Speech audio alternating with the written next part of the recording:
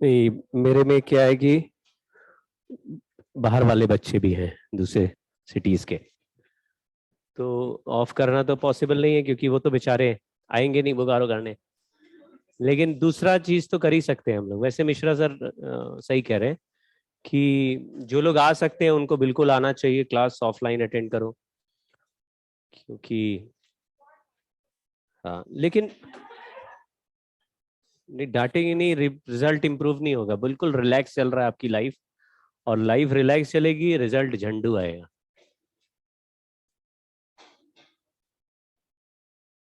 मतलब कोई स्ट्रगल आप लोग का नहीं चल रहा। जितना डाउट ही पूछते हो उसी से पता चल जाता है। समझ रहे हो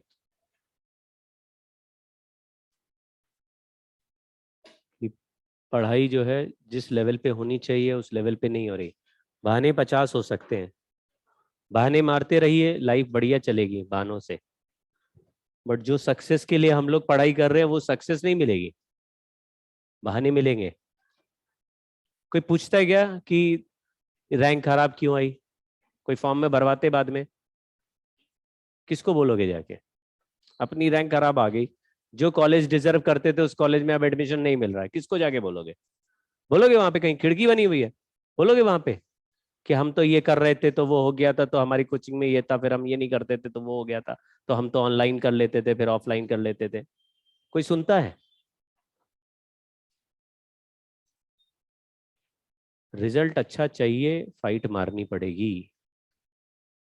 और लोग बहुत ही कम टाइम में, मतलब मैं हर साल स्टूडेंट्स देखता हूं, और हर साल कुछ स्टूडेंट्स एकदम हमारा दिमाग घुमा देते हैं पॉजिटिव तरीके से। अभी हमारे को ड्रॉपर बैच हमने स्टार्ट किया, उसमें एक स्टूडेंट आया है, एक मॉड्यूल बुकलेट एक दिन में खत्म कर दिया उसने। एक दिन में मॉड्यूल बुकलेट, मतलब 4 चैप्टर थे, एक दिन में फिनिश कर दिया। सोचिए, एंडलेस लिमिट। और हम कहां तक चला रहे? 6 महीने घिसी जा रही है हमारी, घिसी जा रही है, घिसी जा रही है मॉड्यूल। एक दिन में फिनिश कर दिया उसने, आधे घंटे में एक एक्सरसाइज उड़ा दिया, फिर दूसरा 1 घंटा बैठा, दूसरी एक्सरसाइज उड़ा दिया, खत्म। 4 चैप्टर थे, 7 8 9 एक्सरसाइज थी, टक टक टक, हाफ हाफ एन आवर बैठ रहा है, दर दर दर दर दर दर दर दर दर, उठ ही नहीं रहा, बैठे जा रहा है, टक टक टक टक, लगाए पड़ा लगाए पड़ा लगा, 4 5 घंटे लगातार बैठा। एक चैप्टर उड़ गया, दूसरा उड़ गया, ऐसे उड़ाया जा रहा। अगले दिन बोला मॉड्यूल खत्म हो गया सर, अब दे दो कुछ और। फिर मैंने उसको अलग से भेजा, 1000 सवाल भेजे हैं अभी। 3 4 दिन बाद मुझे लग रहा फिर से डर कि फिर आके खड़ा हो जाएगा, सर और सवाल दे दो। समझ रहे? टीचर घबरा रहा है कि कैसे चैलेंज करें उसको। अब ऐसे लोग तुम्हारे सामने मुकाबले में खड़े होंगे तो कैसे कैसे कैसे हराओगे? हम तो बहुत छोटी जगह पे हैं, यहाँ पे अगर ऐसे बच्चा मिल गया है, दिख रहा है, तो बहुत सिटीज हैं, बहुत सारे सेंटर। मेरे साथ एक स्टूडेंट, मतलब एक मेरा फ्रेंड था, फ्रेंड तो कॉलेज में था, उसने, वो उसी कोचिंग में पढ़ता था जिसमें मैं पढ़ता था, लेकिन वो, जैसे हम 3 ऐसे कोचिंग होते हैं ना, फिजिक्स की अलग है, केमिस्ट्री जैसे तुम लोग जाते हो, तो एक जगह फिजिक्स में मेरे साथ था, बाकी और दूसरे कोचिंग में कहीं था। तो वो कॉलेज में मिला, मतलब दोनों एक ही ब्रांच में सेलेक्ट होके गए, कॉलेज में मिला। मैंने बोला तुम्हें देखा नहीं मैंने कभी कोचिंग में? तो कह रहा हाँ मैंने दिसंबर में आया था ना मैं कह रही फरवरी में तो सिलेबस खत्म हो जाता है, मतलब तब ऐसे होता था, तो फरवरी में तो सिलेबस खत्म और तुम दिसंबर में चले आ रहे हो। तो कह रहा कि हाँ दिसंबर में एडमिशन लिया, फरवरी में खत्म हुआ, 3 महीने पढ़ाई की और सिलेक्शन हो गया। तो आप देखो ना यार कैसे लोग हैं, स्पीड कितनी खतरनाक है। स्पीड कब आएगी? जब आप ज्यादा देर पढ़ेंगे तभी स्पीड आएगी। लेकिन चैलेंज नहीं लेंगे, रिलैक्स होके बैठे रहेंगे, कोई प्लानिंग नहीं होगी, जब जो मर गया पढ़ लिया, जब जो समझ में आया कर लिया, उससे नहीं होगा सिलेक्शन। बहुत बड़े प्लान मत बनाओ, छोटे बनाओ, लेकिन छोटे प्लान पे बिल्डअप करते जाओ कि भाई हमने आज इतना करा है, कल थोड़ा और चैलेंज लेंगे, इसको थोड़ा और बढ़ाते हैं, इसको थोड़ा और बढ़ाते हैं।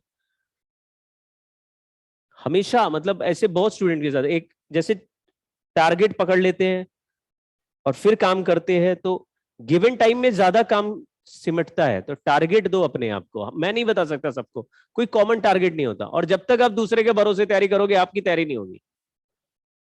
मतलब आप ये सोचोगे टीचर हमें टारगेट दे दे, टीचर हमें डरा ले, टीचर हमें पढ़ा ले, टीचर हमें धमका ले, और फिर पेरेंट भी हमको डंडा मारे तो फिर हम पढ़ लेंगे। इतनी मजबूरी में पढ़ रहे हो तो फिर तो कॉलेज में कैसे जियोगे? वहां कौन आएगा समझाने? कोई आता है? वहां तो कोचिंग भी नहीं होती, और प्रोफेसर भी ऐसा कोई कमाल पढ़ाते नहीं है कि बस जो पढ़ा दिया वाह वाह सब समझ में आ गया। तो जो यहाँ स्ट्रगल कर रहे हैं उनका कॉलेज में भी स्ट्रगल होएगा भाई। टाइम है अभी, आप आराम से कर सकते हैं, लेकिन स्पीड बढ़ानी होगी।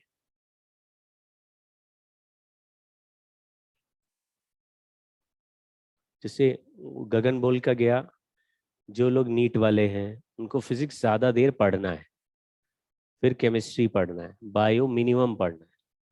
लेकिन टाइम टेबल आप ही डिसाइड करो भाई। आपको लग रहा है कि मेरा बायो का कोई ऐसा टॉपिक है जिसमें मुझे ज्यादा मेहनत लग रही है इस समय, तो आप ज्यादा पढ़ो ना बायो यार। लेकिन अगर सबको बराबर पढ़ रहे हो, जिस सब्जेक्ट को ज्यादा मेहनत लगनी चाहिए वहां पे कम लगा रहे हो, वो एग्जाम में कम सॉल्व होगा। बोलते हैं कि अगर 10 घंटे पढ़ रहे हैं तो 5 घंटे आप फिजिक्स दीजिए, 3 घंटे केमिस्ट्री दीजिए, 2 घंटे बायोलॉजी दीजिए। ये ऐसा रेशियो हुआ। लेकिन 2 ही घंटे पढ़ रहे हो तो फिर बायो ही पढ़ लो भाई, क्योंकि फिर उसमें तुम ये ऐसा डिवीजन करोगे तो बायो को तो 10 मिनट मिलेगा। तो फिजिक्स केमिस्ट्री तो गई, बायोलॉजी भी गई। तो समस्या क्या है? हम पढ़ते 2 घंटे हैं, हम चाह रहे हैं सब सारा हम निपटा ले, नहीं होगा। जो सब्जेक्ट स्ट्रांग होना चाहिए वो भी वीक हो जाएगा। पहले तो टाइम बढ़ाओ पढ़ने का, मतलब कुछ भी और नहीं करना है लाइफ में, केवल पढ़ाई करो। सिलेक्शन मैं बोल रहा हूं हो जाएगा आप लोगों का, लेकिन कुछ भी और मत पढ़ो, कुछ भी और बकवास मत करो। यहां से निकलो, घर जाओ, पूरे टाइम पढ़ो, फिर आओ, फिर घर जाओ। ऐसे कुछ भी और बकवास मत कीजिए, सिलेक्शन ऐसे ही होता है। चलिए, बट टेस्ट भी सभी लोग दो। टेस्ट के लिए थोड़ा सीरियसनेस दिखाओ, क्योंकि मतलब समझ रहे हो, अच्छा करेंगे तो अच्छा रिजल्ट आ जाएगा। फिर टारगेट लेंगे अच्छा रिजल्ट आता है, रिलैक्स बैठेंगे तो नहीं आएगा। हमने लास्ट क्लास में म्यूचुअल इंडक्टेंस करा था क्या? म्यूचुअल इंडक्टेंस में ये कर रहे थे कि दो लोग, दो कॉइल्स होंगे, एक कॉइल में करंट भेज देंगे, दूसरे का फ्लक्स निकालेंगे, और आई हटा देंगे तो जो टर्म बचेगा वो म्यूचुअल इंडक्टेंस हो जाएगा। करेक्ट है? सवाल ये वाला करा था क्या? ये किया था, घर पे भेजा था। एक बड़ा कॉइल है, उससे थोड़े डिस्टेंस पे छोटा कॉइल है। बोल रहा छोटा कॉइल बहुत ही छोटा है। ये छोटा कॉइल बहुत ही छोटा क्यों लेते हैं? हाँ, जिससे कि बड़े कॉइल का मैग्नेटिक फील्ड यूनिफॉर्म मान के सीधा एरिया से मल्टीप्लाई कर दे, कहानी खत्म हो जाए। ठीक है? सवाल ये है कि ये जो सर्कुलर लूप है स्मॉलर वाला, उसका तो रेडियस दिया हुआ है 0.3, और बड़े वाले लूप का रेडियस है r, उससे x डिस्टेंस पे एक छोटा कॉइल है। करंट किस में भेज देते हैं? बड़े वाले। लेकिन ये सवाल ही यही है, बोल रहा बड़े कॉइल में करंट भेज दिया 2 एम्पियर। तो ये कोई सरप्राइज नहीं दे रहा हमको, जो होना चाहिए वही कर रहा है। लेकिन इसका उल्टा भी होता तो भी हम यही करते हैं। हम क्या करते हैं? करंट बड़े वाले में भेजता है। अगर सवाल पूछा होता छोटे कॉइल में करंट भेजा, बड़े कॉइल का फ्लक्स बताओ, फिर क्या करते हैं? तो भी यही सॉल्व करते, बड़े को करंट देते और छोटे का ही फ्लक्स। सेम आंसर आता फ्लक्स का, एक्शन रिएक्शन पेयर जैसा, बिल्कुल सेम आंसर आता है। तो मैग्नेटिक फील्ड का formula mu naught by 4 pi I 2 pi r² upon x² plus r² का पावर 3/2। जो एरिया है उसका वैल्यू लिख दिया πr², और मल्टीप्लाई कर दिया, फ्लक्स हो गया, फ्लक्स में से आई हटा, नहीं फ्लक्स ही पूछा है, बोल रहा है फ्लक्स बताओ। समझ गए? वो सॉल्व करके देखना आप लोग क्या आता है। क्वेश्चन देखिए, जल्दी करेंगे लेकिन। इसमें ये बड़ा सर्कल है, उससे थोड़े हाइट पे, कितने हाइट पे, इतने हाइट पर एक स्क्वायर रखा है, छोटा स्क्वायर है। छोटा क्यों लिया? पिछले सवाल जैसा, पिछले में सर्कल था, उसके सामने अभी क्या हो गया, स्क्वायर। लेकिन बोल रहा है कि ये जो स्क्वायर है उसका एरिया ऐसे टिल्ट कर दिया है जिससे कि एक्सिस से कितने एंगल पर वेक्टर चला जाए। तो अगर बी ए का वैल्यू तो पता है, लेकिन इनके बीच में एंगल 45 डिग्री हो जाए तो फ्लक्स कैलकुलेट करने के लिए क्या करना चाहिए? बी ए कॉस थीटा। बी का वैल्यू लिख रहा हूं, आप जल्दी जल्दी बताना। म्यू नॉट बाई 4 पाई, आगे लिखा आई, ऊपर क्या होता है 2 पाई r², नीचे r² प्लस x का जगह क्या लिखा है तो 3r² का पावर, r² प्लस 3r² क्या हुआ 4² का रूट 4r² का 2r का क्यूब करा तो 8r³ हो गया। ये 2 पाई से 4 पाई काट दिया, यहाँ पे 2 नीचे बचा हुआ। ठीक है, तो बताना मुझे फ्लक्स, ये तो मैग्नेटिक फील्ड हो गया, इनटू एरिया है a² और कॉस का वैल्यू, अब मैं समेट रहा हूं इसको, ये नीचे 8r³ है, ऊपर r² है, कैंसिल कर देंगे। So mu not I a² upon 16√2r। 16 तो यहां 2 है और ये 8 है, और यहां √2 और है। लेकिन क्वेश्चन में बोल रहा है कि म्यूचुअल इंडक्टेंस का आंसर ये आया। इस फ्लक्स से म्यूचुअल इंडक्टेंस का आंसर कैसे निकालेंगे? म्यूचुअल इंडक्टेंस कैसे निकालेंगे? आई यानी करंट का वैल्यू हटा देंगे, करंट हटा देंगे। तो म्यूचुअल इंडक्टेंस का आंसर आया mu naught a² upon 16√2r, और उसका वैल्यू दिया है म्यू नॉट a² अपॉन 2 का पावर p/2 इंटू r। तो ऐसा लग रहा है 2 का पावर p/2 इज 16 इंटू √2। ये 16 कितना पावर होता है? तो यहां लिख दिया 2 का पावर 4 इंटू 2 का पावर 1/2 इस 2 का पावर p/2। अब ये पावर से पावर क्या कर देंगे, ऐड कर देंगे, मल्टीप्लाई नहीं रहे, पावर वह ऐड होती है, सुने हो कभी? तो ये कितना हो जाएगा 2⁹ इज इक्वल टू 2 का पावर p/2। अब बोलो क्या आंसर आया?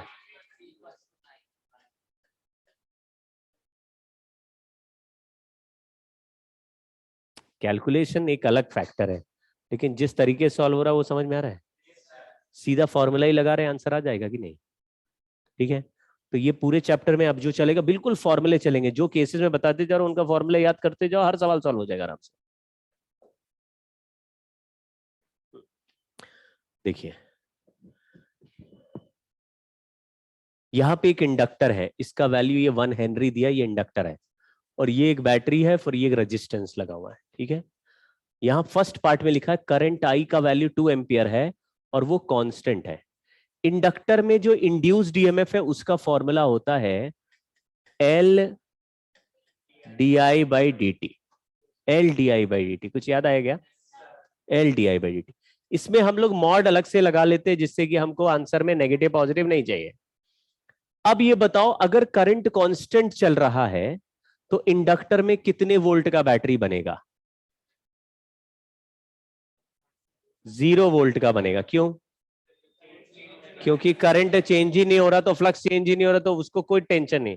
फिर से समझो, हमने ये पढ़ा था सेल्फ इंडक्टेंस का मतलब भी यही होता था कि अगर किसी कॉइल में करंट बदलोगे तो कॉइल खुद ही अपने करंट चेंज को अपोज करने लगे, यानी नाराज हो जाएगा। तुम करंट बढ़ाओगे तो भी नाराज हो जाएगा, वो बोलेगा आप कम करना है, तुम करंट कम कर दोगे तो।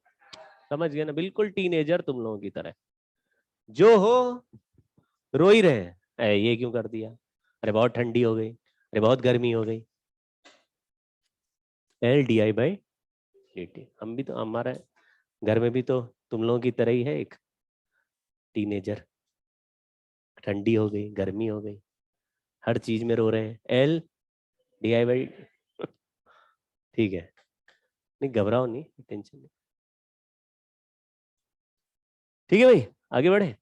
तो बताओ पहले वाले केस में क्या चीज है, तो ये कितने वोल्ट का बैटरी बन गया, 0 वोल्ट का। मैंने यहां बना दिया, कोई भी वोल्टेज नहीं है तो 0 वोल्ट है ये ऐसे। फिर यहां बैटरी एक और एक रेजिस्टेंस है, ये पहला केस कर रहे हैं। तो बताना, अगर ये पॉइंट ए है और ये पॉइंट बी है, हमें निकालना वी ए माइनस वीबी। मैंने क्या किया, एक जगह 0 मान लिया, क्योंकि हमने नोडल में महान स्टेटमेंट लिखा था कि किसी भी पॉइंट पर एक जगह 0 सर्किट को मान सकते, इसको 0 मान लिया। यहां से सरकते हुए यहां गए, यहां कितना लिख दिया, क्यों, क्योंकि यहां कोई पोटेंशियल डिफरेंस नहीं है, डी बाई डी टी 0 चल रहा है, समझ गए क्या। फिर यहां से 5 वोल्ट नीचे चले गए, 5 वोल्ट का बैटरी है, तो 0 से 5 वोल्ट डाउन चले जाएंगे तो, और इस सर्किट में करंट 2 एम्पियर का है और ये रेजिस्टेंस 2 ओम का है, तो करंट इंटू रेजिस्टेंस करेंगे तो V is equal to I R. I R कितने वोल्ट का है, लेकिन ये पॉइंट हायर होगा, ये लोअर, क्योंकि करंट हायर से लोअर चलता है।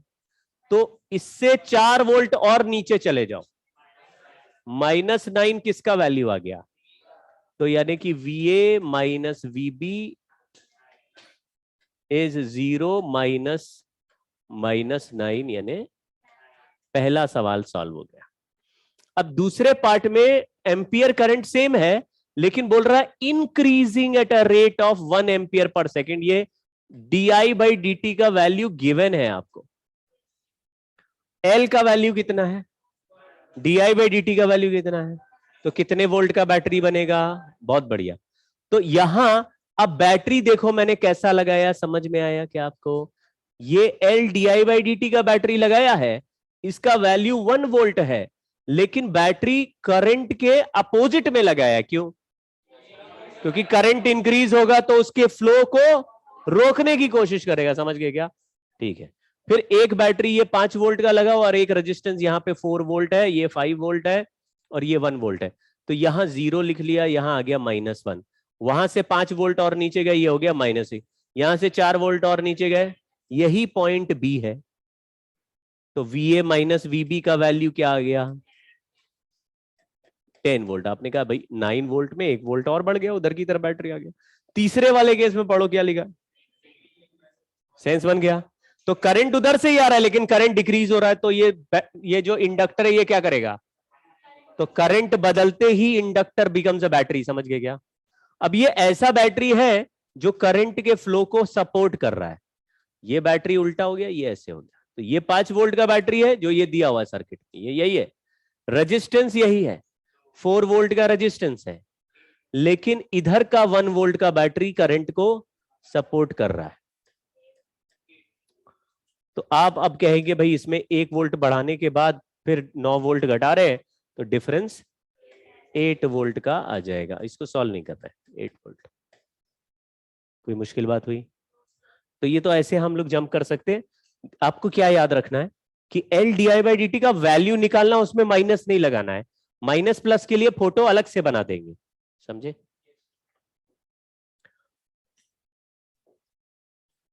चलिए इंडक्टर सर्किट, वो सवाल दे दूंगा घर के लिए, थोड़ा ट्राई करना, थोड़ा लंबा सवाल है, उसको सोचना, हो सकता हो नेक्स्ट टाइम डिस्कस करेंगे। इंडक्टर सर्किट्स कैसे डील करते हैं, आपको याद है कि हमने जब कैपेसिटर पढ़ा था तो कैपेसिटर वाले सर्किट्स भी थे, यानी एक कैपेसिटर लगाया, 2 कैपेसिटर लगे, 4-5 कैपेसिटर लगे, आप बोलते थे सीरीज हो गया, पैरेलल हो गया, व्हीटस्टोन ब्रिज हो गया, कुछ ऐसे याद है क्या, कैपेसिटर में कुछ होता था तो इफेक्टिव कैपेसिटेंस निकालते थे। इंडक्टर में इफेक्टिव इंडक्टेंस का सर्किट नहीं बनाते, यहाँ पे मामला सिंपल है, इंडक्टर के कॉम्बिनेशन भी सॉल्व नहीं करेंगे हम, हालांकि मैं करके अभी सीरीज पैरेलल बता देता हूं आपको, लेकिन सीरीज पैरेलल वाले सर्किट आते नहीं है इंडक्टर में। किसके आते, इंडक्टर के साथ रेजिस्टेंस को ऐड कर देंगे।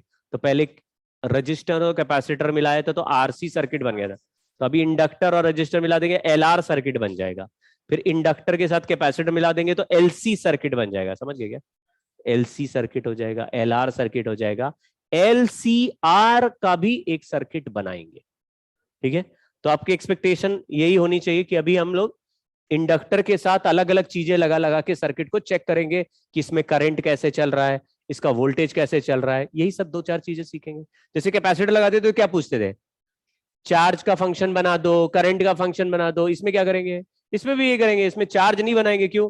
क्योंकि कैपेसिटर तो है नहीं, तो करंट का फंक्शन। जब कैपेसिटर लगाएंगे तो कैपेसिटर का चार्ज भी पूछ लेंगे। तो करंट के फंक्शन मेनली देखेंगे। ठीक है, लेकिन मैं वार्म अप के लिए, पहले के लिए एक सर्किट स्टार्ट कर रहा हूं जो कि लीस्ट इंपॉर्टेंट है, लेकिन ऐसे समझने के लिए हमने पहला सर्किट बनाया only inductor with DC source, only inductor with DC source. एक इंडक्टर है, उसको डायरेक्टली हमने एक बैटरी से कनेक्ट कर दिया। ये बैटरी ई की है, इंडक्टर एल का है। स्विच क्लोज अभी किया नहीं है, तो सर्किट में अभी कोई करंट फ्लो ऑलरेडी नहीं हो रहा। स्विच क्लोज करेंगे तो सर्किट में करंट फ्लो करना चाहिए। यह भी मान लेंगे कि इस सर्किट में कोई भी रेजिस्टेंस नहीं है, मतलब ये जो इंडक्टर का वायर ये प्योर कंडक्टर है जिसमें कोई रेजिस्टेंस नहीं है, ऐसा कभी प्रैक्टिकली होता नहीं है। तो ये बिल्कुल आइडियल सर्किट हो गया, no resistance.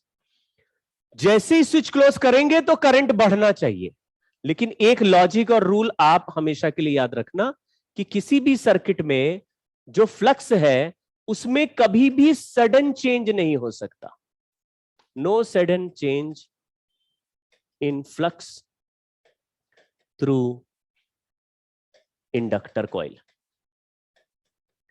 Flux change suddenly क्यों नहीं हो सकता?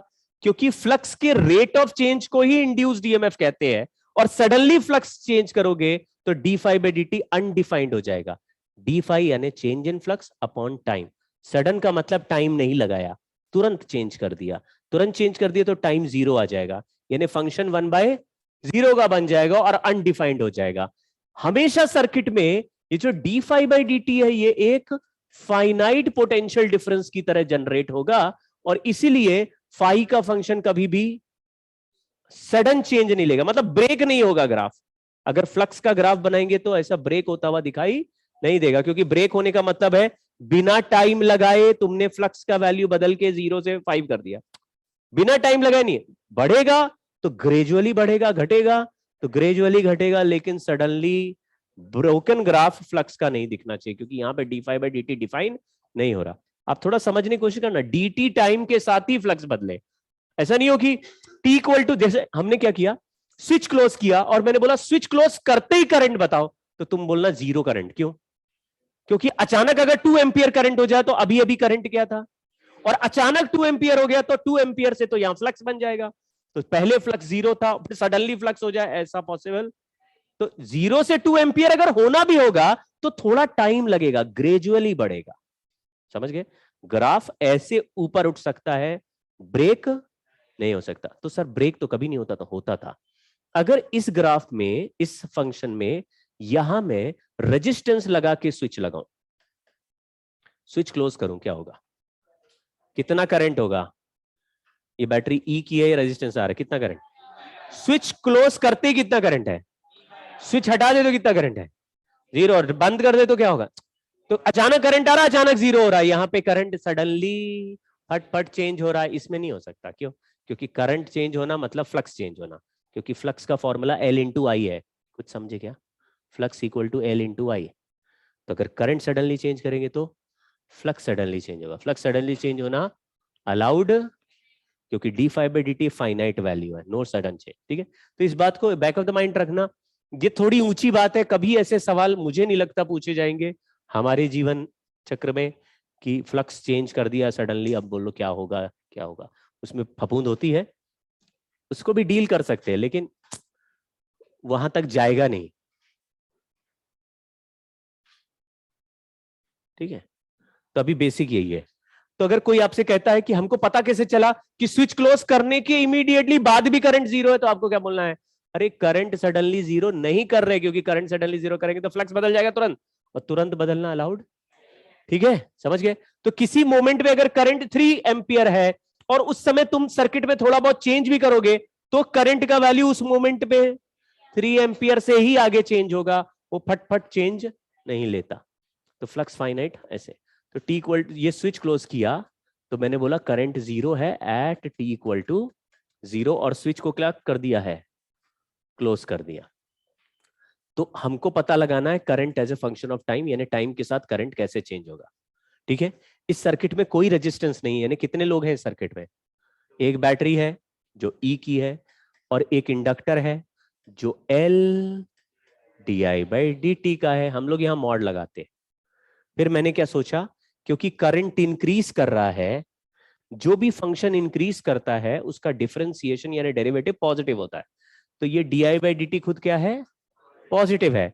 और पॉजिटिव नंबर पे मॉड लगाने से कोई फर्क नहीं पड़ता। जैसे +5 पे मॉड लगाओ तो आंसर क्या आएगा?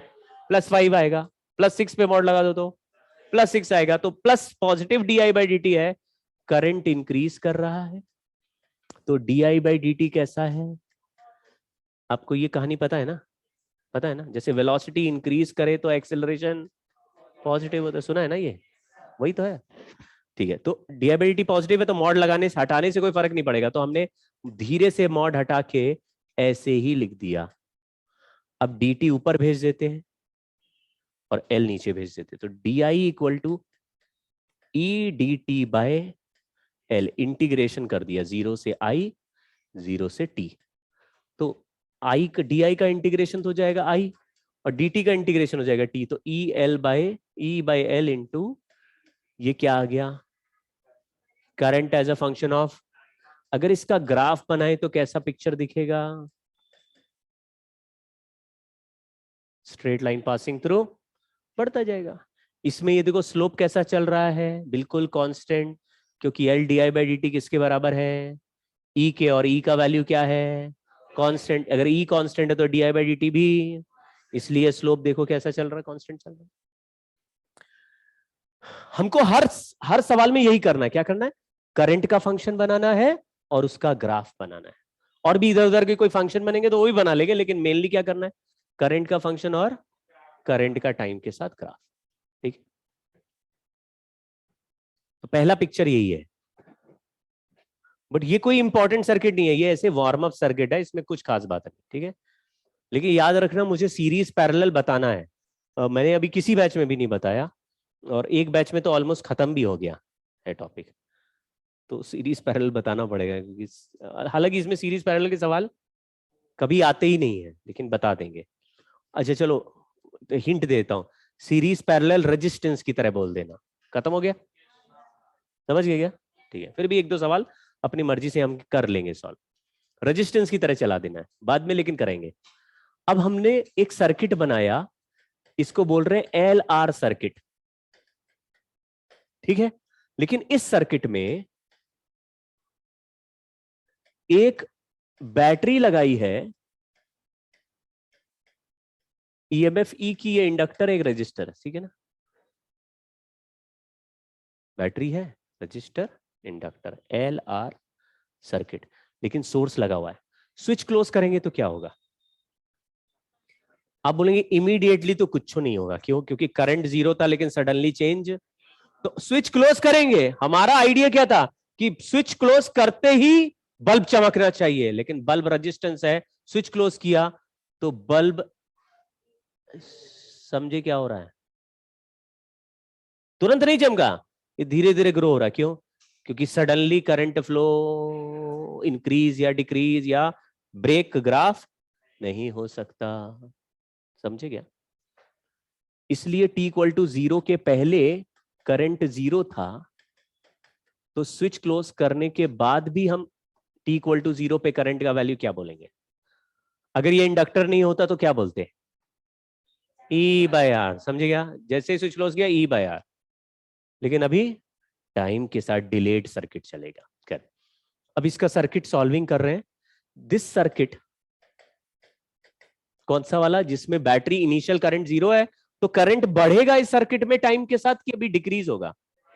करंट है ही नहीं तो बढ़ ही सकता है। तो this circuit is called growth circuit. और आपको ये सर्किट बिल्कुल चार्जिंग ऑफ कैपेसिटर की याद दिलाएगा। चार्जिंग ऑफ कैपेसिटर याद है? कैपेसिटर को आरसी सर्किट में रख देते हैं, बैटरी लगा देते हैं, स्विच क्लोज करते हैं, तो कैपेसिटर धीरे धीरे चार्ज होते होते एक मैक्सिमम वैल्यू पे आके रुक जाता है। फिर बोलते हैं और चार्ज नहीं हो पा रहा, पूरा मैक्सिमम चार्ज हो गया। जब मैक्सिमम चार्ज होता है तो उसको बोलते हैं स्टेडी स्टेट। याद है? स्टेडी फाइनल चार्ज आ जाता है। यहाँ पे बिल्कुल वही बात बनेगी। शुरुआत में करंट 0 है, हमको बताना है करंट टाइम के साथ कैसा बदलेगा। तो हमने मान लिया करंट का वैल्यू थोड़ी देर के बाद आई हो चुका है और टाइम कितना हो चुका है? टी हो चुका है। यहाँ पे इक्वेशन लिख रहे हैं, ये कितने का बैटरी है? अच्छा, अगर करंट इंक्रीज हो रहा है तो यहाँ पे कैसा बैटरी बनेगा? अपोजिट वाला या फेवर वाला? अपोजिट वाला। तो ये बैटरी एक दूसरे को माइनस करेंगे कि प्लस करेंगे? तो मैंने लिख दिया E minus L D I by D T. ये हुआ एक बैटरी और ये हुआ दूसरा बैटरी, लेकिन करंट तो इधर से चल रहा है, ये बैटरी बड़ा है वो छोटा है, समझे क्या? करंट ऐसे ही चल रहा है, छोटा बैटरी बड़ा battery. Net battery equal to I R लिख दिया। कोई समझा क्या? लल्लू हो गए क्या? मान लो ये 10 वोल्ट का, वो 3 वोल्ट का है, तो इस रेजिस्टेंस में कितने वोल्ट का इफेक्टिव बैटरी चलेगा? 7 वोल्ट का। आपस में लड़ रहे हैं ना दोनों। इसको इधर, इसको इधर। E माइनस आई आर मैं डेराइव कर रहा हूं, बट डेरिवेशन इंपॉर्टेंट नहीं है, रिजल्ट इंपॉर्टेंट है। इसको नीचे, इसको ऊपर। D T by L equal to D I upon E minus I R. इस तरह का इंटीग्रेशन पहले भी आ चुका है। इसमें 1/r बाहर आ जाता है और ln का ये जो 1/i का ग्राफ है, ये सॉरी फंक्शन है, ln में चला जाए तो आएगा t by L equal to -1/r ln e minus I R upon E. ये अपॉन ई कैसे आया? अपॉन ई कैसे आया? लिमिट पुट किया, करंट का वैल्यू 0 पुट किया, तो ई माइनस आई आर में आई की जगह 0 पुट करेंगे तो क्या बचेगा? तो upper limit divided by lower limit, ऐसे हो गया। इस आर को इधर भेज दो, तो ln e minus I R upon E is minus R T by L. ln हटाओ, एक्सपोनेंशियल लग जाएगा। e minus I R upon E is E raise to power minus R T by L. E इधर भेज दो, तो e minus I R is, अब इसको इधर इधर माइनस कर दो, आई का वैल्यू आया। ई कॉमन ले लेंगे, इस ई और इसी में से ई कॉमन, आर से divide, E raise to power minus R T by. आप अगर कैपेसिटेंस में याद करें तो चार्ज का फंक्शन सीवी, हाँ वी वोल्ट का बैटरी लगा था, सीवी 1 माइनस ई के power minus minus R C, E का पावर माइनस, बहुत बढ़िया, आर सी बाय टाउ। तो टाइम का फंक्शन कहाँ बना? टाउ तो खुद ही आर सी होता है, चलो काट दिया। क्या? ई का पावर आर सी हो गया।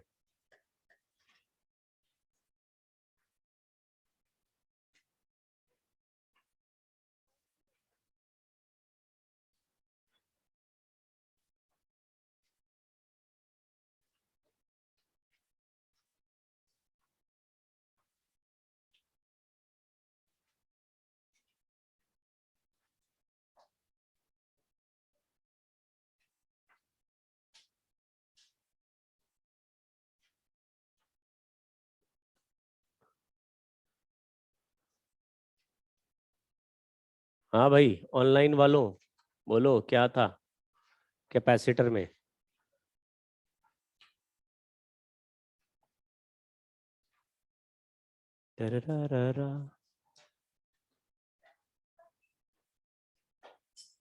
ई तो ऊपर ही है, उसमें भी टी तो ऊपर ही रहना है हर एक में।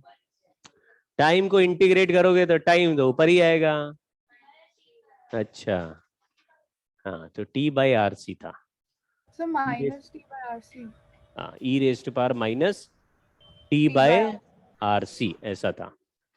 अब यहां पे देखो तो काफी सिमिलर फंक्शन है। मेरा सवाल यह है कि वहां पर टाइम कांस्टेंट को बोलते थे कैपेसिटर में, नहीं नहीं, वहां टाइम कांस्टेंट का फॉर्मूला क्या था आरसी सर्किट में? आर इंटू सी ही टाइम कांस्टेंट का फॉर्मूला, आर इंटू सी करा तो टाइम कांस्टेंट का फॉर्मूला। यहां पे टाइम कांस्टेंट का क्या फॉर्मूला बनेगा?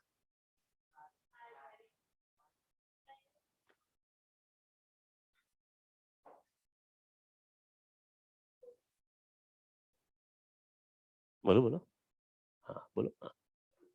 L by R. देखो कैसे पता चला इनको, टी के नीचे जो लिखा है वहां पे बोल रहा है टी बाय आर सी होता था फंक्शन में, तो टी के नीचे क्या लिखा रहता था? तो टी के नीचे जो लिखा रहेगा उसको टाइम कांस्टेंट बोल देंगे, तभी तो टाइम कांस्टेंट बोलेंगे। कुछ सोचो ना, बहुत बड़े लल्लू छाप तरीके से बात कर रहे हो तुम लोग। एक्सपोनेंशियल फंक्शन हो, साइन कॉस टैन लॉग, ये सारे फंक्शन डायमेंशन लेस होते हैं, और डायमेंशन लेस बनाने के लिए टाइम के डायमेंशन को कोई तो काटेगा। तो टी बाय आर सी लिखा है, ऊपर टाइम है, तो नीचे भी क्या होना चाहिए? टाइम होना चाहिए। तो आरसी को हमने क्या बोल दिया? टाइम कांस्टेंट, क्योंकि कांस्टेंट है सर्किट का और टाइम है इसमें। मुझे कैसे पता वो टाइम बन जाएगा? अभी तो टी बाय आरसी में टाइम से टाइम कटेगा तभी एक्सपोनेंशियल में बैठा हुआ। कुछ सेंस बना क्या बोला? कोई भी एक्सपोनेंशियल फंक्शन हो या लॉग साइन कॉस, इनमें जो इनपुट होते हैं वो हमेशा डायमेंशनलेस होते हैं, पढ़ाया है मैंने। तो इसमें ये पूरा डायमेंशनलेस है ये टर्म। तो अगर ये डायमेंशनलेस है तो टाइम का डायमेंशन कौन काटेगा? आर और एल काट देंगे, आर अलग काटेगा, टी आई को आर काटेगा, एम ई को एल काट देगा। टी के नीचे जो है वही काटेगा। टी के नीचे कौन है? अभी एल मत बोल देना, एल ही बोल रहे, एल बाय आर। इसको हमने बोला, नाम रख दिया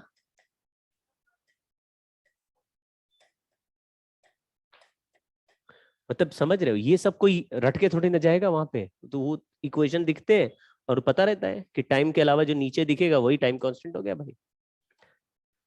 हाँ, तो ये टाइम कांस्टेंट है। मतलब सवाल ये भी पूछते हैं, एक सर्किट दे दें फाइन टाइम कांस्टेंट, तो आपको देखना एल और आर की वैल्यू इस सर्किट में क्या है, फॉर्मूला लगाएंगे L by R, time constant आ जाएगा।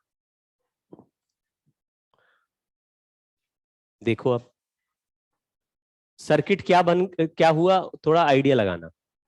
हमने बोला सुनो भैया, करंट का फंक्शन आया E by R, 1 minus E raised power minus R T by L.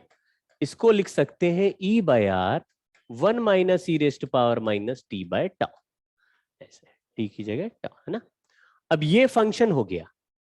अगर टी का वैल्यू 0 डालेंगे तो ये ई का पावर 0 1 होता है, ई का पावर 0 हो जाएगा 1 होता है, 1 माइनस 1 क्या हो जाएगा? यही तो हमने पहले भी लिखा था कि करंट शुरुआत में 0 है, क्योंकि स्विच क्लोज करने से करंट सडनली बिल्ड नहीं होता। बीच में इंडक्टर है, वो सडनली चेंज ही नहीं होने देगा किसी चीज को। तो करंट पुश करेगा बैटरी, इंडक्टर रोक देगा, तो करंट धीरे धीरे बढ़ पाएगा। समझ गए? दूसरा, टी टेंडिंग टू इंफिनिटी बोलते हैं। अच्छा, ये जो टी इक्वल टू 0 पे वैल्यू होता है इसको बोलते हैं इनिशियल स्टेट। Initial state. अब मुझे बताना इनिशियल स्टेट में क्या खास बात हुई, इंफिनिटी वाला बाद में करते हैं। इनिशियल स्टेट में ऐसा लग रहा है कि इंडक्टर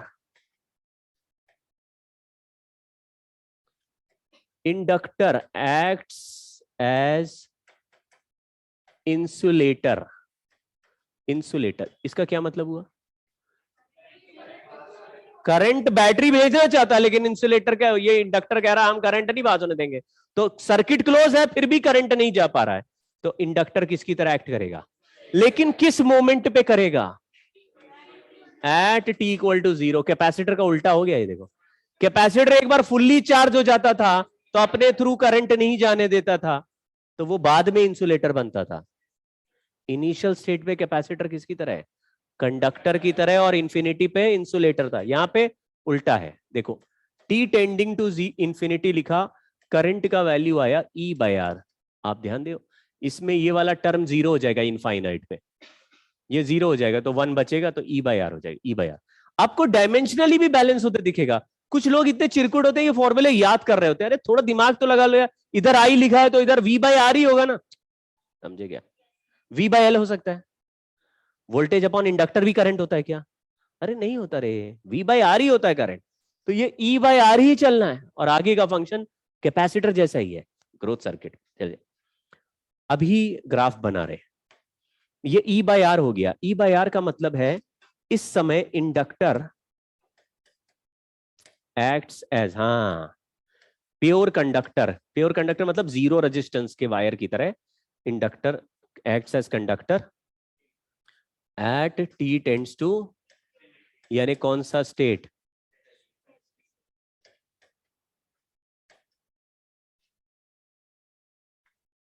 तुमने इंडक्टर, बल्ब और बैटरी लगा के छोड़ दिया, स्विच ऑन किया, बल्ब सन्नाटे में सो ही रहा है अभी, फिर धीरे धीरे धीरे धीरे बल्ब क्या होने लगा, एकदम चमकने लगा, एक बार आके मैक्सिमम चमकने लगी। तुम कहोगे अब इसमें कैसा करंट जा रहा है, एकदम कांस्टेंट करंट जा रहा है।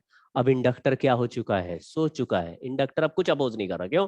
क्योंकि करंट एक बार कांस्टेंट हो जाए तो इंडक्टर के पेट में दर्द नहीं होता, समझ गए ना? शुरुआत में क्यों हो रहा था? क्योंकि शुरुआत में बैटरी करंट बढ़ा रहा था, लेकिन बढ़ते बढ़ते बढ़ते करंट क्या हो गया, कांस्टेंट जैसे हुआ इंडक्टर हो गया, उसको कोई टेंशन नहीं है। कांस्टेंट फ्लक्स में कोई टेंशन नहीं, वो किसका अपोज करता था? चेंज इन फ्लक्स का अपोज करता था, चेंज इन करंट का अपोज करता। ठीक है, तो इंडक्टर सो जाएगा। सो जाएगा तो आपको ऐसा लगेगा बैटरी और बल्ब दो ही लोग हैं, एक बैटरी एक बल्ब है, इंडक्टर सो गया है, तो फिर बल्ब में करंट ई बाय आर हो जाएगा। ग्राफ देखिए, करंट का ग्राफ है, ये बढ़ते बढ़ते कांस्टेंट। ये ग्राफ कभी देखा है तुम लोग ने? हाँ, कब देखा, मतलब किस चैप्टर में? अरे अभी पिछले चैप्टर में टर्मिनल वेलोसिटी का यही ग्राफ आया था लल्लुओं, ये देखो ट्र ऐसे मुड़ा था, कांस्टेंट हो गया था, है भाई? हाँ, सेम वहां पर भी एक्सपोनेंशियल फंक्शन बन रहे थे, नहीं मैंने बनाए नहीं थे लेकिन बनते हैं। Minus B square L square T by M R, किसमें? वो रॉड को ऐसे खींचोगे तो उसका वेलोसिटी बढ़ते बढ़ते कांस्टेंट हो जाता था, उसको बोलते थे टर्मिनल वेलोसिटी। वो वाले केस में भी वेलोसिटी का ग्राफ ऐसे ही बढ़ते कांस्टेंट हो जाएगा, उसमें भी फंक्शन एक्सपोनेंशियल है। ठीक है, एक ग्राफ और बना रहे हैं, इंडक्टर के वोल्टेज का टाइम के साथ ग्राफ। सर्किट का नाम ग्रोथ सर्किट है। इंडक्टर के वोल्टेज का फंक्शन होता है L D I by D T. अगर मैं मन में ही सोचना, अगर मैं इसको डिफ्रेंशिएट कर दूं तो ये वाला टर्म तो वन वाला तो जीरो हो जाएगा, तो ई के power E raise to power X का डिफरेंशिएशन क्या होगा? यानी ई वाला तो बचेगा लेकिन वन वाला टर्म क्या हो जाएगा, जीरो। ई वाला बचेगा, वन वाला टर्म जीरो। अब डिफरेंशिएट करने की जरूरत नहीं, बाकी दिमाग। किसका फंक्शन बना रहे हैं? वोल्टेज ऑफ इंडक्टर का। तो आंसर में राइट साइड में ई चलना चाहिए, क्योंकि वोल्टेज का डायमेंशन किससे बैलेंस होगा? और आगे आगे लिखा E raised power minus R T by L. कुछ सॉल्व नहीं करा, देखो वन क्यों नहीं लिखा? डिफरेंशिएशन बना, वन तो गायब ही हो जाना है, क्या रह जाएगा? ई वाला टर्म रह जाएगा, तो एक ही टर्म है ई रेस्ट पावर समथिंग, और आगे ई रखना। ये कैसे रटा? मैं वोल्टेज और वोल्टेज ही तो बैलेंस करोगे, एक्सपोनेंशियल तो डायमेंशनलेस है, समझ गए क्या? अगर मैं वोल्टेज अक्रॉस रजिस्टर का फंक्शन बनाऊं, वोल्टेज अक्रॉस रजिस्टर का, तो उसका फॉर्मूला होता आई इंटू आर, सुना है क्या? तो पूरा आई का फंक्शन यहां फिट करोगे और आर से मल्टीप्लाई करोगे तो आर से आर कट जाएगा, देखा क्या? तो क्या आएगा आंसर? अरे भाई, तो ये फंक्शन ऐसे one minus E raised power minus R T by L, क्योंकि ये आई के फंक्शन से ही बन रहा है, जैसा आई वैसे ही ये। लेकिन आगे क्या रहेगा? देखो वोल्टेज है तो वोल्टेज रहेगा, करंट है तो वी बाई आर रहेगा, समझे क्या? रट लिया? नहीं, दिमाग लगा लो। ग्राफ बना रहे, इनिशियल वैल्यू इसकी ई है, टाइम के साथ डिक्रीज होके zero. Initial value V R की जीरो है, टाइम के साथ बढ़ के ई। ये वोल्टेज के फंक्शन है, जीरो से ई से जीरो, बट चेंज है।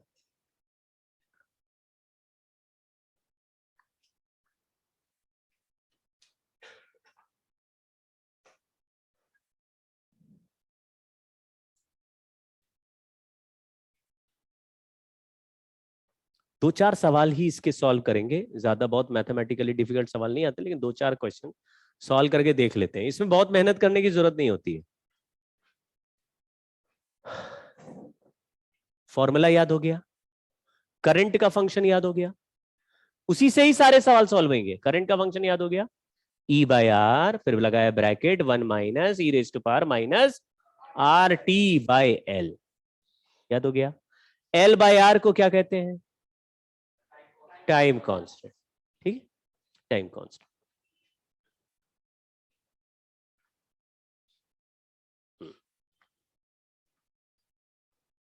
कैसा सर्किट है? आप बोलो ग्रोथ सर्किट है। ग्रोथ सर्किट कैसे पता चला? बैटरी लगा हुआ है और शुरुआत में करंट 0 है। क्या फंक्शन करंट का बनना चाहिए वो हमें ऑलरेडी पता है। सवाल में पूछा है, पढ़ो सेकंड लाइन, चार्ज पूछा है। हमको किसका पता है फंक्शन? चार्ज का तो रटा नहीं, तो चार्ज कैसे निकाले? इंटीग्रेट कर देंगे। मल्टीप्लाई करना चाहिए, लेकिन फंक्शन है ना, वेरिएबल है, इसलिए इंटीग्रेट। तो थोड़ा थोड़ा मैथमेटिकल है, लेकिन देखना, थोड़ा समझना है ना।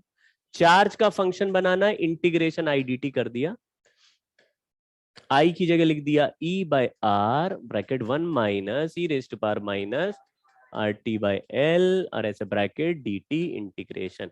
अलग अलग कर रहा हूं मैं, E by R minus E by R E raise to power minus R T by L और डी टी। तो इधर भी डी टी कर दिया, अलग अलग इंटीग्रेशन। ई बाय आर और डी टी की जगह लिख दिया, क्योंकि टाइम देखो कहां से कहां तक बोल रहा है, तो टाइम हो गया 0 टू एल बाय आर, यानी upper limit minus lower limit, फिर माइनस ई बाय आर। इसको इंटीग्रेट करेंगे तो ये जो टर्म है ना, ये बाहर आके डिवीजन में चला जाता है, तो इनटू ये आर बाय एल है तो डिवीजन में चला जाएगा, यानी minus L by R multiply हो जाएगा, E raise to power minus R T by L, integration limit चलेगा 0 से एल बाय आर। ये माइनस से माइनस हटा दिया, प्लस कर दिया, ये E L by R square plus, इसमें लिख रहे हैं तो ये E L by R square. अब इसमें वैल्यू रख रहे हैं, तो अपर लिमिट रखेंगे तो टी की जगह एल बाय आर रखेंगे, तो एल से एल और आर से आर कट जाएगा, यानी ई का पावर -1 माइनस टी की जगह 0 डालेंगे तो ई का पावर, तो ये ई का पावर 0 1 हो जाता है, तो ये आया E L by R square plus E L by R square into E का power -1 minus E L by R square. E L by R square, E L by R square cut गया, आया answer E L by R square, और E का power -1 है वो नीचे बैठ जाएगा, तो क्या बन जाएगा? ई का वैल्यू होता है 2.7। तो कौन सा आंसर आया?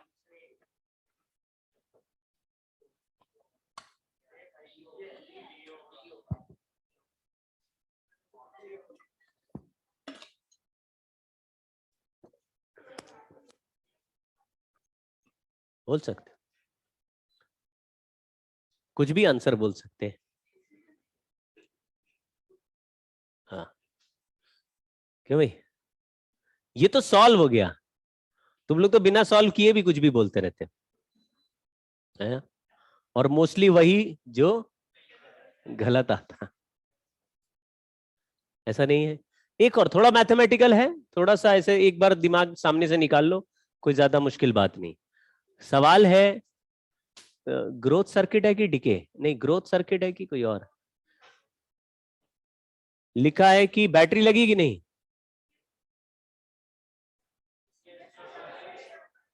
लेकिन बैटरी का रेजिस्टेंस 0.9 दिया है, इंडक्टर का भी रेजिस्टेंस 0.1 दिया है, और दोनों सर्किट में लगा दिए, तो टोटल रेजिस्टेंस सर्किट में क्या हो गया? 1। समझ गए ना? तो कंफ्यूज नहीं होना। ऐसे बोला 4 रेजिस्टेंस भी सीरीज में लगे होंगे तो सर्किट का टोटल रेजिस्टेंस की आर की जगह आ जाएगा, ठीक है। तो यहां एक बैटरी है, एक इंडक्टर है, और इंडक्टर का ही रेजिस्टेंस है, और बैटरी का भी एक रेजिस्टेंस है, ये है 0.9, ये है 0.1, तो टोटल मिला के सर्किट में रेजिस्टेंस क्या हो गया? तो सीरीज ही तो है, 1 हो गया। इंडक्टर हो गया 10 मिली हेनरी। सवाल लिखा है कि time taken for current to attain 80% of saturation value. Saturation value हम किसको बोल रहे होंगे? जो स्टेडी स्टेट वाला वैल्यू। स्टेडी स्टेट में क्या वैल्यू था करंट का? हाँ, स्टेडी स्टेट पे इंडक्टर सो जाता है तो केवल दो ही लोग बच जाते हैं, बैटरी और रजिस्टर। तो बैटरी और रजिस्टर बचेगा तो करंट कितना फ्लो करेगा? Voltage upon resistance, E by R. तो हमारा वैल्यू पता लगाना है 80% ऑफ सैचुरेशन वैल्यू, है ना। 80% यानी 0.8 of E by R current कब हो जाएगा, ये पूछा है। तो फॉर्मूला क्या होता है? E by R E raise to power minus R T by L. E by R से ई बाय आर हटाया, 1 इधर ले जाके माइनस कर देंगे। 1 माइनस 0.8 इज ई का power minus R T by L. क्या भाई? फिर इसको लिख दिया minus R T by L. E हटाएंगे तो एल एन आ जाएगा, तो एल एन ऑफ 0.2। माइनस हटाएंगे तो ये पलट जाएगा, तो R T by L equal to L N of 1 upon 0.2। कितना हो गया ये? कितना हो गया ये? कितना हो गया? और देखो किसका वैल्यू दिया है, किसका वैल्यू दिया है? इसी का वैल्यू। समझ गए ना? ये एल एन 5, ये एल एन 5 हो गया है। तो इसकी जगह हम क्या लिख देंगे? तो टाइम का वैल्यू अब निकालना बहुत ही मुश्किल हो चुका है। 1.6 इंटू 10 मिली हेनरी, समझ गए, डिवाइडेड बाय रेजिस्टेंस 1 आ गया है, आया 1.6 इंटू 10 का पावर -2 सेकेंड। क्यों भाई, नहीं आया? ठीक है, इस चारों ऑप्शन गलत है, वरना बताते रहोगे ऑप्शन। हमको सही ग्राफ ड्रॉ करना है। ऑप्शन चारों गलत है, हमको सही ग्राफ जो आएगा वो ड्रॉ करना है। ठीक है, चलो पढ़ो। अच्छा, लेकिन मैंने तो अभी बताया नहीं। यहाँ रुक जाओ।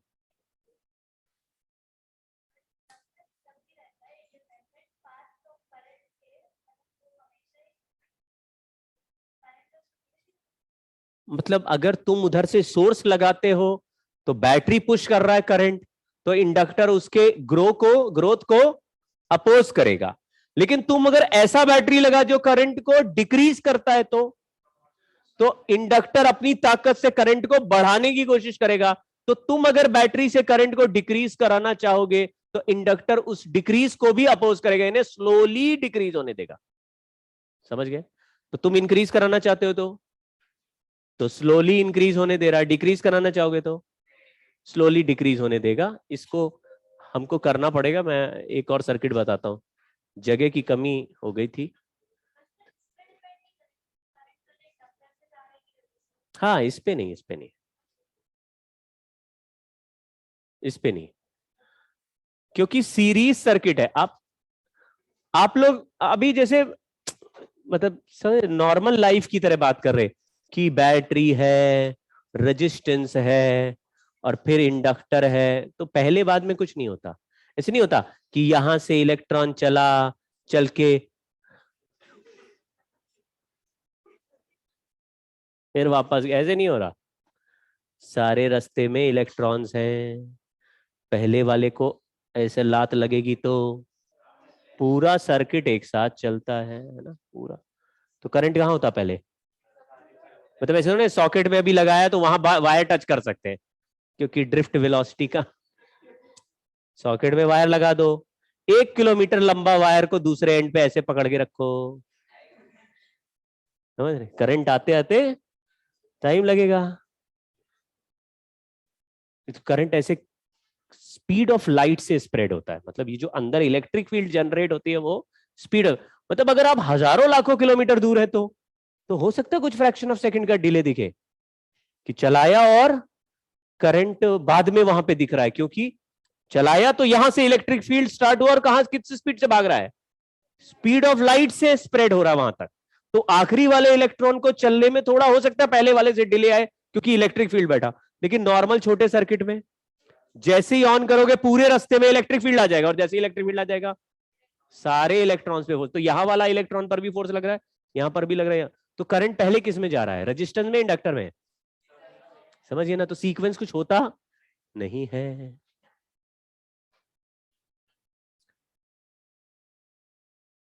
हाँ, हम लोग अब दूसरे तरह का सर्किट भी कर रहे हैं। आपको याद होगा एक बार कैपेसिटर को बैटरी से कनेक्ट करके ऑन कर दिया तो कैपेसिटर का चार्ज बढ़ के कांस्टेंट हो गया, तो हमने बोला था चार्जिंग ऑफ कैपेसिटर।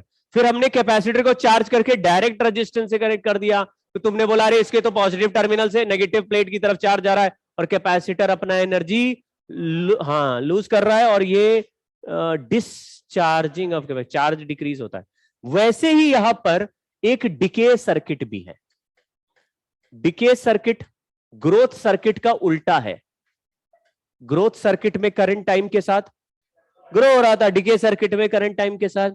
तो डिके क्यों होगा, क्योंकि हम बैटरी सर्किट से हटा देंगे। अगर मैंने कुछ ऐसा सर्किट बनाया कि मेरे स्विच हटाने से सर्किट से बैटरी बाहर हो गया, तो जो करंट भेजने वाला सोर्स था वो तो हट गया, लेकिन सर्किट फिर भी अगर क्लोज्ड है। ऐसे मान लो कोई सर्किट बना हुआ था जिसमें इंडक्टर में करंट आई नॉट पहले से फ्लो कर रहा था, फिर मैंने क्या किया, इस सर्किट में ऐसे स्विच लगाया और यहां रजिस्टेंसेस को कनेक्ट कर दिया।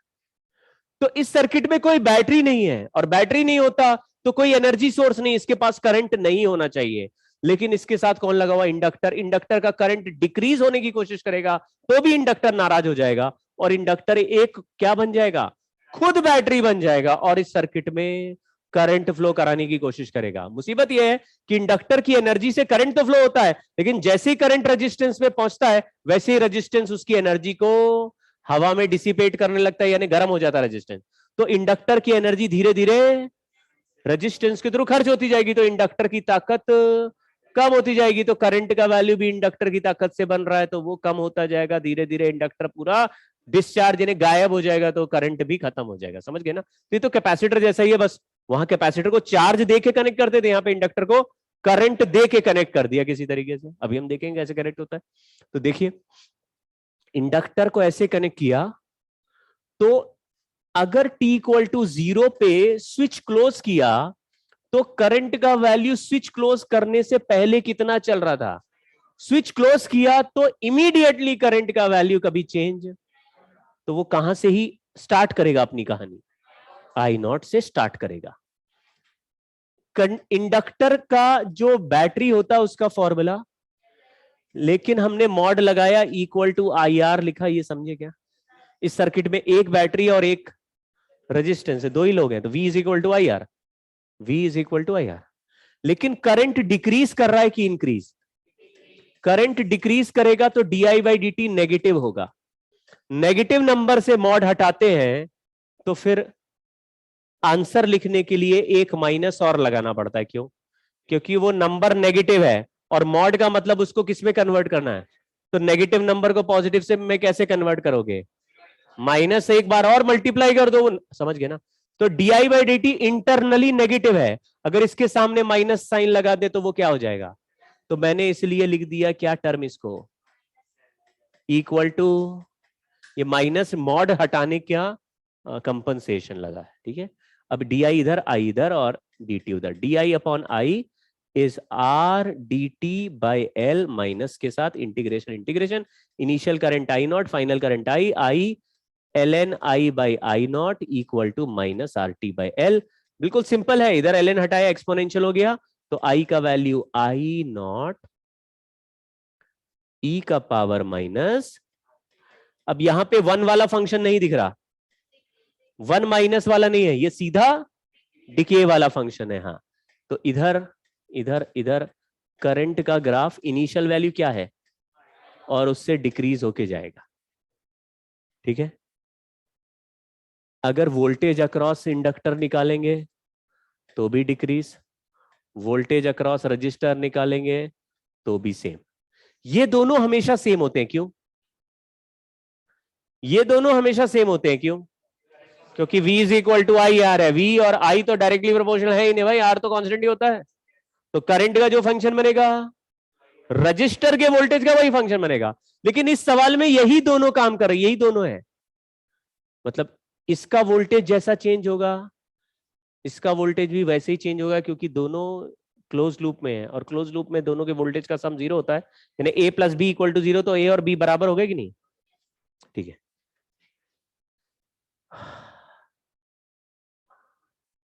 डिके सर्किट, करंट डिकेइंग, इसको देखो, अब बताना इसका जवाब। पहले स्विच S1 क्लोज किया, फोटो देखो जल्दी से, फोटो देखो, फोटो फोटो मतलब मेरा नहीं, उसका फोटो देखो, अरे बोर्डवा में देखो, हाँ। स्विच S1 क्लोज कर दिया तो कौन सा सर्किट बना ये, ग्रोथ या डिके? कैसे पता चला? अरे बैटरी धक्का दे रहा, जिस रास्ते में बैटरी बैठा, बैटरी भेजेगा तो करंट बढ़ेगा घटेगा? बैटरी की ताकत से तो करंट बढ़ेगा ना भाई। करंट बढ़ेगा तो कैसा सर्किट है? ग्रोथ सर्किट है।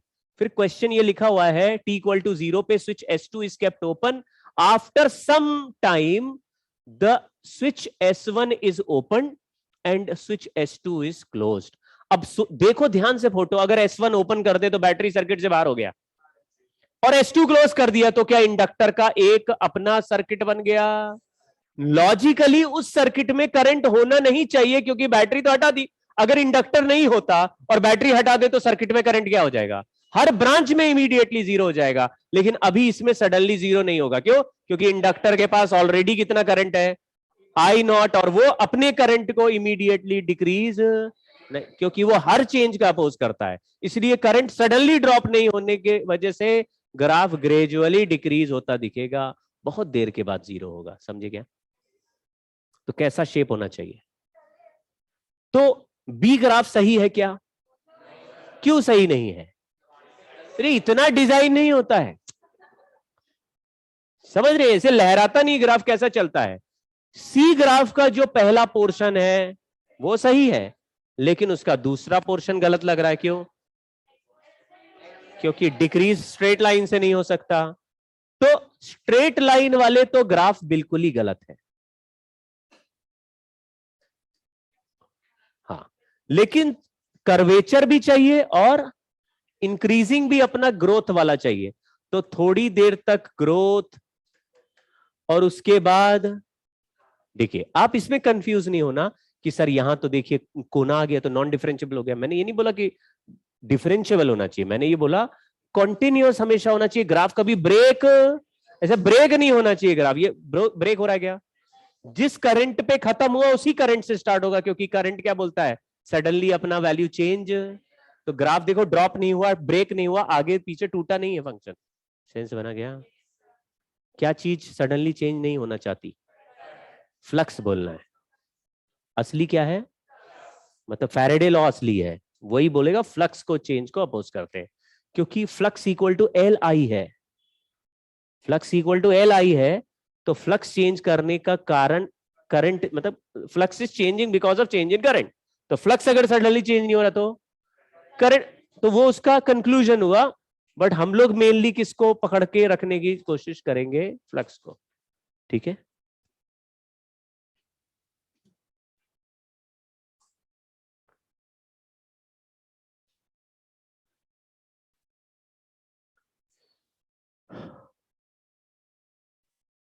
इंडक्टर, कैपेसिटर और रजिस्टर तीनों लगा दिए।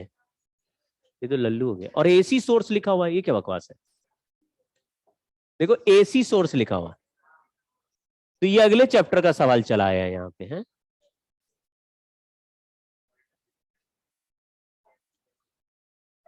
ठीक है, तो ये सवाल अभी नहीं करना है, इसको अपनी आंखों से निकाल के फेंक दो। ठीक है, देखो भाई, मैं इधर पढ़ लेता हूं। In the figure shown the circuit contains two identical resistor R 5 ohm 5 ohm. Ideal battery 15 volt is connected in the circuit. What is the current through the battery long after the switch is closed? Long after, इसका मतलब कौन सा state आ चुका है? Steady state में inductor क्या करेगा? सो जाएगा। इंडक्टर सो गया है, सो गया मतलब वायर लगा दो, इंडक्टर हटाओ वायर लगाओ, समझ के गया? तो बताओ ये सर्किट आपको दिख रहा है क्या? ये तो पुराने जमाने का सर्किट हो गया। तो आर और आर कितना रेजिस्टेंस हो गया? R/2। वोल्टेज दिया हुआ है V और रेजिस्टेंस है R/2। करंट निकालना बच्चों, बताओ। I is equal to V/R/2। V का वैल्यू दिया है 15 वोल्ट, R का वैल्यू है 5/2 कर दिया।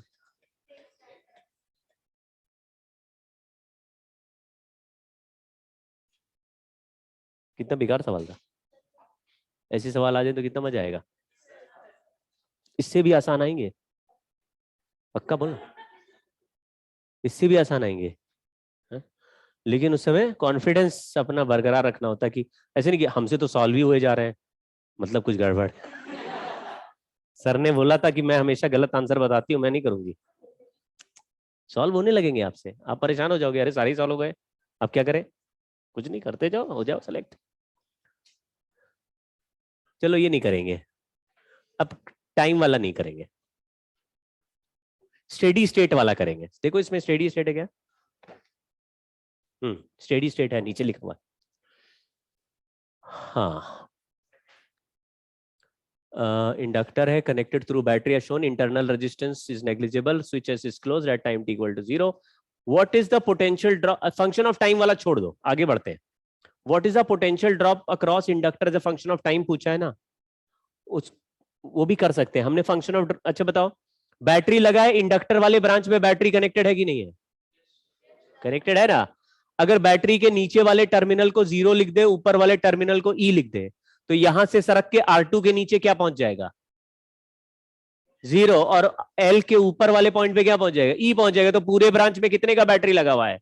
तो ये तो पुराना सर्किट हो गया। ये R1 को हटा के हटाओ ना, समझ गए क्या? जब बैटरी डायरेक्टली पैरेलल में लगा तो दोनों को तो पैरेलली सेम वोल्टेज ही मिल जाएगा।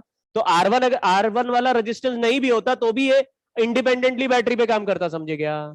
तो इसमें करंट का फंक्शन हमको पता चल जाएगा। ये तो वही पुराना सवाल हो गया, लेकिन पूछा क्या है? VL का आंसर हमने निकाला था, LDI/dt डिफरेंशिएट करते थे तो 1 माइनस में 1 वाला टर्म, तो क्या आंसर आएगा? E raise to power RT/L। दिखा क्या? R1 नहीं लिखा क्यों? और तो अलग ब्रांच पैरेलल लगा वो बैटरी से, उसमें तो कांस्टेंट करंट जा ही रहा होगा। इसमें कितना करंट जा रहा होगा बताओ? E/R1। इसका तो वोल्टेज E है ही, ये तो फिक्स है। E/R1। इसमें कितना जा रहा है? इसमें करंट अलग तरीके से चल रहा होगा। ये है E/R2 1 माइनस E का पावर R2T/L। पहचान गए क्या? दोनों ब्रांच इंडिपेंडेंटली पैरेलल कनेक्टेड है भाई, समझे? कभी हमारे घर में पैरेलल सर्किट होता है तो अगर फैन स्विच ऑफ कर दे तो ट्यूबलाइट ज्यादा चमकती है कि कम? क्यों? सबको अलग अलग, वो 220 उसको भी मिल रहा है, 220 उसको मिलेगा, 220 उसको मिलेगा, सब इंडिपेंडेंटली काम करते हैं। इसमें भी ये बैटरी लगा दी पैरेलल में तो इसको अलग पैरेलल मिल रहा है, उसको अलग मिल रहा है। After steady state is reached, steady state reach होने पर इंडक्टर वाले रास्ते में कितना करंट होगा?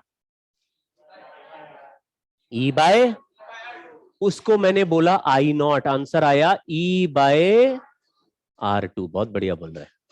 After steady state is reached, switch S is open. अब सर्किट जैसे ही ओपन करेंगे तो R1 अपना करंट मेंटेन करना नहीं चाहता। क्यों? क्योंकि रेजिस्टेंस के पास कोई ऐसा पेट दर्द की मशीन नहीं कि उसका करंट चेंज करोगे तो नाराज हो जाता, कुछ नहीं होता उसको, वो खुश है। वो कह रहा मेरा करंट 0 कर दो, जो करना करो, हमको टेंशन नहीं। लेकिन जैसे ही सोर्स हटाओगे इंडक्टर को मिलने वाला करंट यहां से कट जाएगा। तो इंडक्टर में करंट भी 0 होना चाहिए या डिक्रीज होना चाहिए। बट इंडक्टर क्या होता है? नाराज हो जाता है, वो बोलता करंट कम करोगे हम खुद बनाएंगे। तो इंडक्टर करंट यहां से बनाएगा, बट ये रास्ता तो ओपन है, तो किधर से आएगा?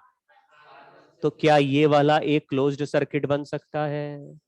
अब इस सर्किट में हमको डिके सर्किट सॉल्व करना है या ग्रोथ? डिके सर्किट में अगर इनिशियल करंट मुझे पता हो तो करंट का फंक्शन कैसे बनाएंगे बताओ? आई नॉट की जगह क्या लिख देंगे? आपको समझ में आ रहा है? वही करंट लिखना है जो डिके सर्किट स्टार्ट करने के इमीडिएटली पहले था, क्योंकि वही करंट मेंटेन करने की कोशिश करता। समझ गए क्या? हाँ, तो क्या लिखा? E/R2 E का पावर माइनस R2 R1, देखो R1 plus R2 T bye Lallu निकल गए लग रहा है तुम लोग। लल्लू हो गया कि नहीं?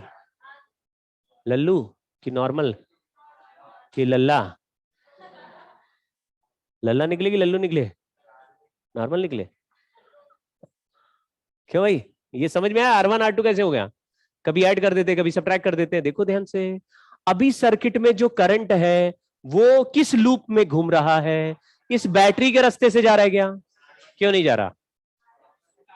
अबे तो स्विच ओपन हो, तार तोड़ दिया, अब कहां से करंट जाएगा? तो जो रास्ता बचा वहीं से तो जाएगा।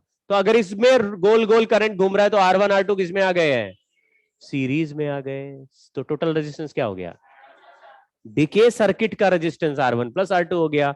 तो हमने RT/L में टोटल रेजिस्टेंस लिख दिया। समझे क्या? बड़ा मस्त तो सवाल है। पहले देखो R2 चल रहा, बाद में R1 प्लस R2 हो गया है भाई। समझे क्या? तो मुझे तो आसान लग रहा है कि अच्छा इधर से जा रहा है करंट तो टोटल रेजिस्टेंस ले लेंगे। जैसे इससे पिछले वाले फोटो में देखो, हाँ इसमें इसमें डिके सर्किट का रेजिस्टेंस कितना है? अरे आ रही है तो वही आर है, बीच के रास्ते में तो कोई रेजिस्टेंस है ही नहीं है ना। समझ गए क्या? तो ऐसे गोल घूम के आएगा तो कितना रहेगा? पहले भी आर था, बाद में भी आर रहेगा, तो वही सेम सर्किट चलेगा। अगर बीच के रास्ते में कोई रेजिस्टेंस और होता तो फिर उसको सीरीज में ले लेते ना भाई।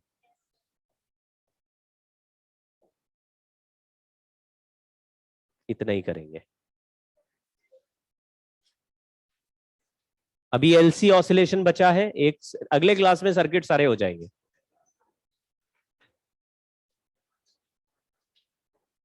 सर हाँ जी। सर आपने लास्ट क्लास में होमवर्क दिया था कुछ, वो मुझे बस वही कंफर्म कराना था आपसे। आपने म्यूचुअल इंडक्टेंस का फॉर्मूला निकालने बोला था, रेक्टेंगुलर लूप और लॉन्ग स्ट्रेट वायर के बीच में। स्क्वायर के अंदर स्क्वायर बना दिया था क्या? हाँ हाँ तो सर, एक वो हाँ तो था। बड़े स्क्वायर का magnetic field 2√2 mu naught I by pi A ऐसा हो जाएगा। Yes sir.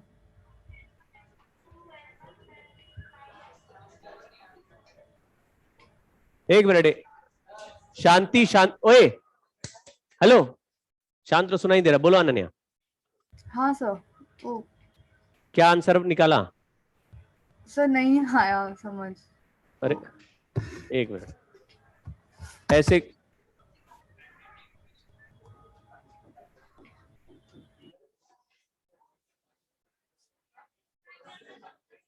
बड़ा स्क्वायर था, उसके अंदर स्क्वायर था। बड़े स्क्वायर का मैग्नेटिक फील्ड हम ऑलरेडी मैग्नेटिक फील्ड वाले चैप्टर में निकाल चुके हैं। ये 4 डंडे होते हैं, तो इसमें एक डंडे का मैग्नेटिक फील्ड ऐसे A/2 करके निकालते हैं, फिर उसको 4 से मल्टीप्लाई करते हैं 45 डिग्री। तो आंसर आता था 2√2 mu naught I by pi A. ये तो मैग्नेटिक फील्ड हो गया स्क्वायर का। इसको हम छोटे वाले ए मतलब ये वाला साइड का लेंथ है, ये कितना दिया था सर L2। ये L2 है, तो यहाँ पे ए की जगह L2 लिख दिया। और छोटा स्क्वायर है उसका एरिया है L1 स्क्वायर, हाँ N1 इंटू N2 भी कर दिया। अगर 2 नंबर ऑफ टर्म्स है दोनों को एक एक बार मल्टीप्लाई कर दोगे भाई, ऐसा आंसर आ जाएगा। समझ गए क्या? Yes sir. ये मैग्नेटिक फील्ड हमने करा हुआ है, देख लेना एक बार। मैंने शायद से कुछ गलती की थी वही निकालने में। All right, thank you sir. Bye bye.